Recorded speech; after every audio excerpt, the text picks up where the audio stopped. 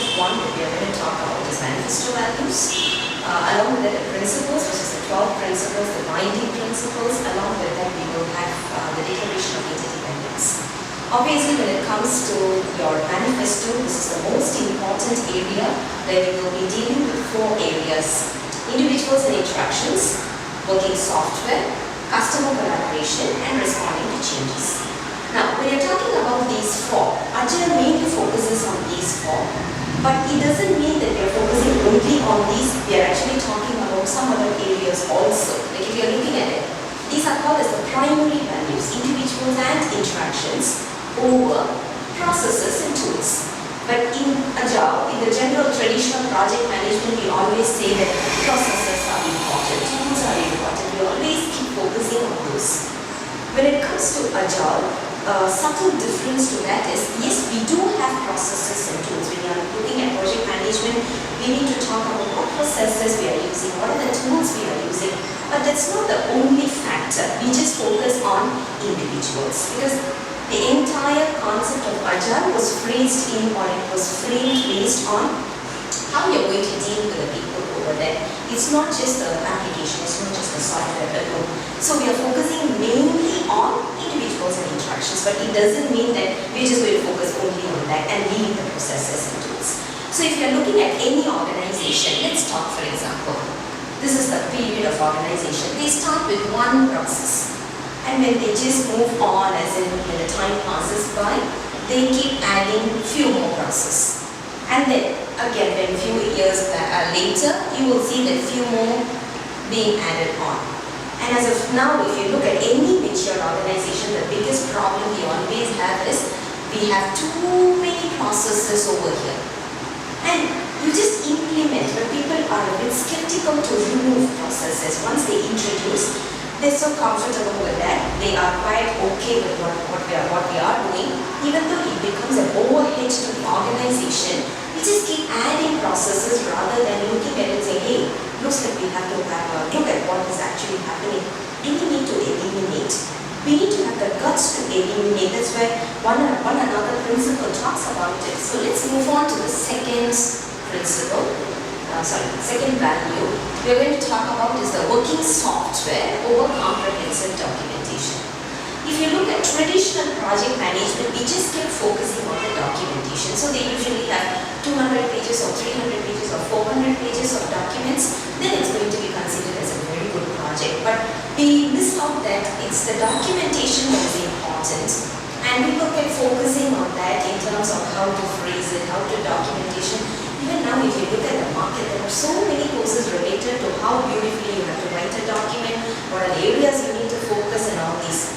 In Agile, yes, we do have documentation, as we said, but it's going to be comprehensive in nature. This is the most important one.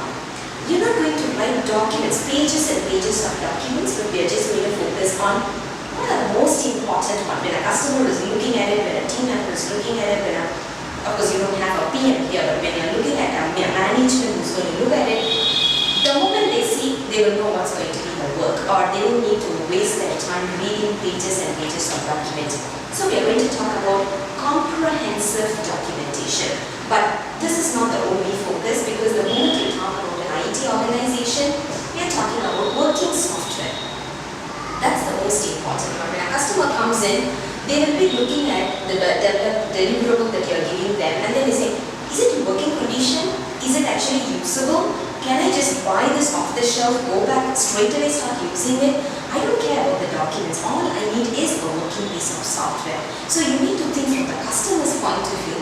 That is where your working software plays an important role. So we are going to focus on the deliverable, the most important area. So as usual, the moment you talk about a shippable product, the most important one is the working software. So that's going to be the primary focus the moment you talk about the general Agile concept, which is also when you're talking about anything related to Agile, Scrum, or whatever methodologies we are talking about, this is one of the binding values that you have to follow through. So that's about your second. So we are just focusing on individuals and interactions. We are focusing on working software are considered as the primary value, but it doesn't mean that we are not going to focus on processes and tools or comprehensive documentation. These are still considered as values, but it is considered as a secondary value. The third value that we are going to focus on is customer collaboration over contract negotiation. When you look at the traditional project management, we always keep focusing on contracts, signing up contracts, make sure that your negotiation is proper, make sure that the agreements are there, and also make sure that your customers are aware of what is going to be the deliverable and your team is aware of what you're going to get. So that's all going to be part of contract negotiation, and there are so many focus, and most of the organizations had a separate team for the contract negotiation itself. But when it comes to Agile, basically the part of the most important value, we are talking about customer collaboration. So we don't focus on contracts, we don't focus on just the documents. Usually they say the moment you sign a contract, you're signing with your own blood. And what are we going to do with that, right? End of the day, it comes back to the customers. Are they able to see a value and are they able to come back to us? So we are going to focus mainly on the customer collaboration. So it doesn't mean the contract negotiation is not there, it is going to be there. But like your traditional projects, you don't have a time limit, you don't have your fixed price type of a contract or cost reimbursable. Instead, we have the basic contracts like time and material or incremental delivery. Those kind of contracts are still going to be there, but the main focus is not just contract negotiation. We are going to focus on the customer collaboration. So here, the moment you say you're going to talk to a customer, the moment they are going to come back to you, it means that you have already succeeded.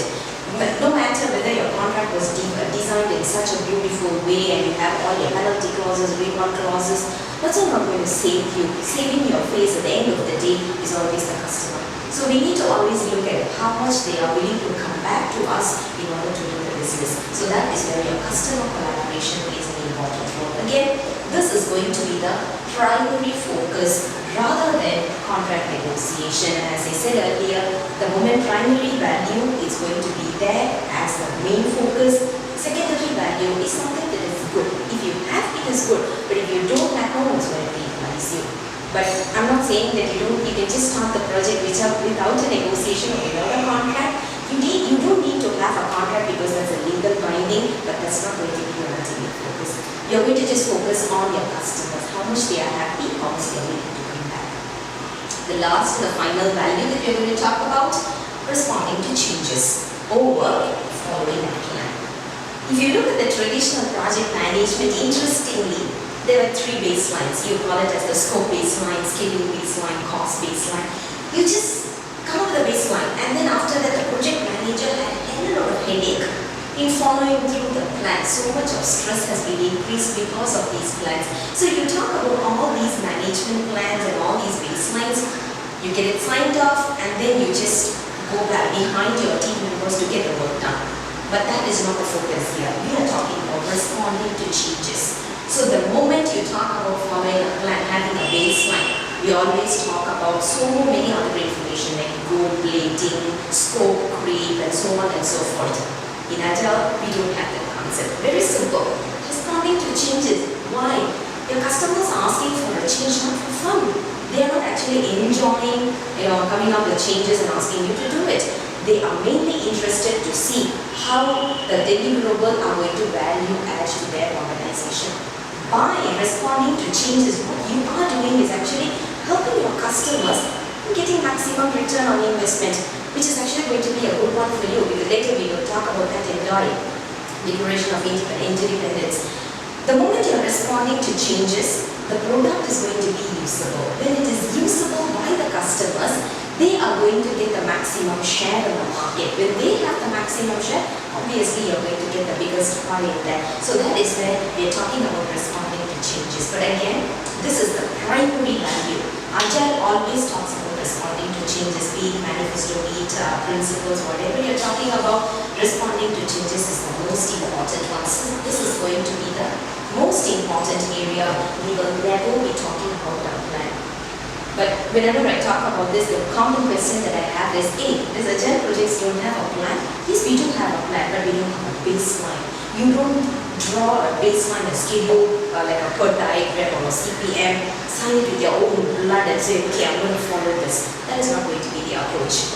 You do have a plan just as a guideline, that's it. But other than that, it's not going to be. And another one is, the moment you're talking about responding responding to changes, following the plan also follows that. That's what we call it as the most beautiful approach, which is called as a progressive collaboration and rolling wave planning.